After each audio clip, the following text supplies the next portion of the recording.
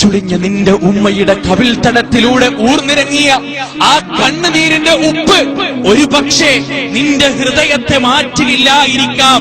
പക്ഷേ ആ കണ്ണുനീരെങ്ങാനും കടലിലുറ്റി വീണാൽ, ആ കണ്ണുനീരെങ്ങാനും ആ കണ്ണുനീരിന്റെ ശക്തിയെങ്ങാനും ഉപയോഗിക്കുകയാണെങ്കിൽ ഒരു നാടിനെ മുഴുവനും കരിച്ചു കളയാനുള്ള പവർ ഉണ്ടതിന്.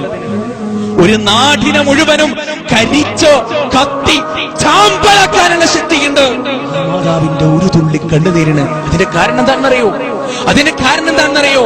ആ മാതാവിന്റെ ഒരു തുള്ളി കണ്ണുനീരെന്ന് പറയുന്നത് ബ്രഹ്മാണ്ഡകടാഹത്തിന്റെ തമ്പുരാനായ, അഖിലാണ്ഡ മണ്ഡലത്തിന്റെ നാഥനായ, സർവചരാചരങ്ങളെയും നിയന്ത്രിക്കുന്ന അള്ളാഹുവിന്റെ അതിർത്തിയുടെ വലിയ കേദാരമാണ് ആ ഒരു തുള്ളി കണ്ണുനീര്. ആ കണ്ണുനീര് വീഴാൻ നീ കാരണക്കാരനായാൽ, എത്ര പാലിയേറ്റീവ് കെയറിലും നീ പ്രവർത്തിച്ചിട്ട് കാര്യമില്ലടാ. ഇല്ല.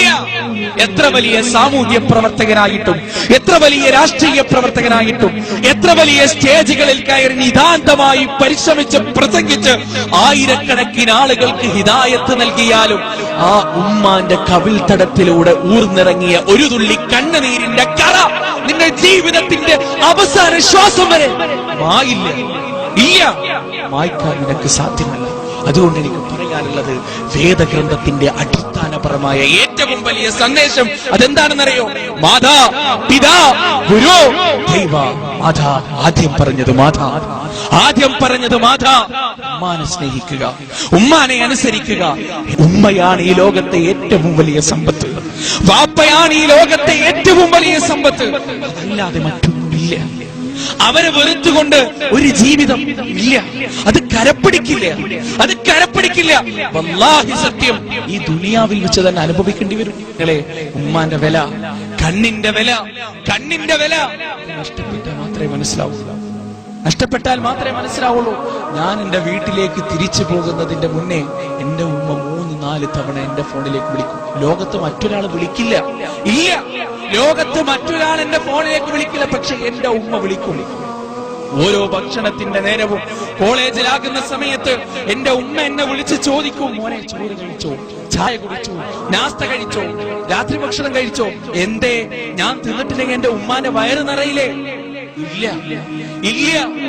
ഉമ്മ വിശന്നാലും എന്റെ വയറ് നിറഞ്ഞാലേ ഉമ്മാന്റെ മനസ്സ് നിറയുള്ളൂ. അതാണ് ഉമ്മ.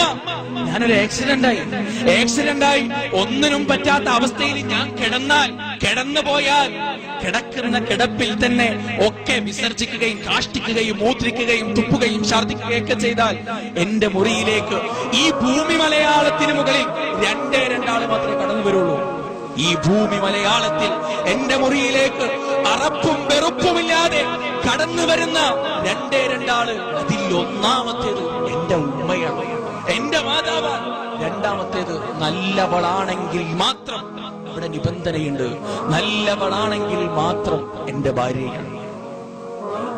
ആലോചിച്ചു നോക്ക്. ഞാൻ തിരിച്ചു പോകുന്ന സമയത്ത് ഒരു ആക്സിഡന്റ് സംഭവിച്ച് ആ വാർത്ത എന്റെ കുടുംബത്തിലേക്ക് എത്തിയാൽ അല്ലാഹ് എന്ന് പറഞ്ഞ് ആദ്യം നെഞ്ചത്ത് കൈവെക്കുക. എന്റെ ഉമ്മയാ, എന്റെ കാമുകിയല്ല.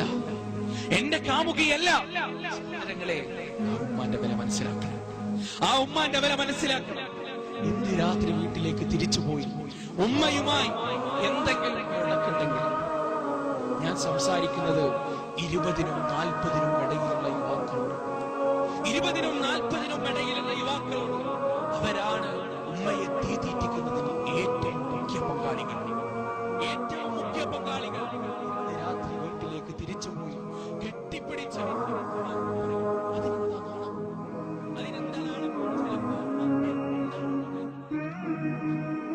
ووصينا الإنسان بوالديه حملته أمه وهنا على وهن وفصاله في عامين أن اشكر لي ولوالديك إلي المصير